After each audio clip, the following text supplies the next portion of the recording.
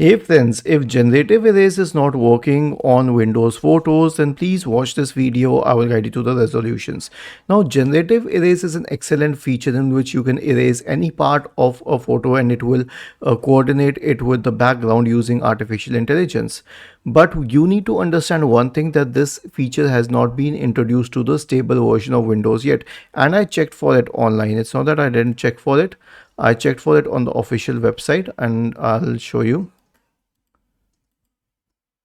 So we'll search about generative erase in Microsoft Photos, and this has only been introduced as per the announcement for insider builds.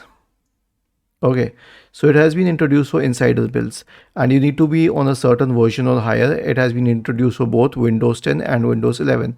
Now you need to check if you're using an insider build. If not, then you need to enter the insider program. So right click on the start button and select settings. Go to Windows Update on the list on the left hand side. In the right pane, select Windows Insider Program and wait for it to load.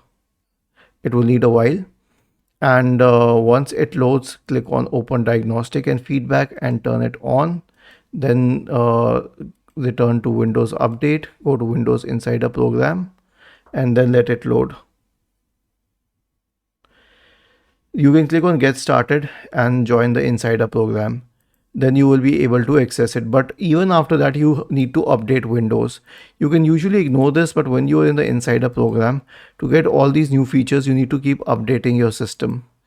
After this, you need to update the Photos app from the Microsoft Store if updating the system didn't work.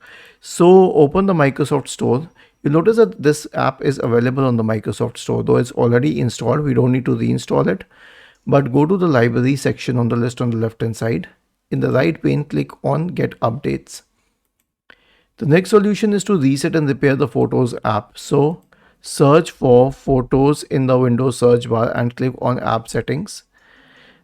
Wait for it to load, scroll down to the reset section, click on repair, click on reset and then on reset once again. And this should fix the problem. I will not suggest uninstalling and reinstalling it, but if you want to do it, then uninstall it and then return to the Microsoft Store, search for Photos, go to the Photos app and then install it from here once again. Was this helpful? If yes, then please subscribe to the channel, and if not, then let us know in the comment section of this video on how we could help you further. Thank you for watching this video and have a nice day.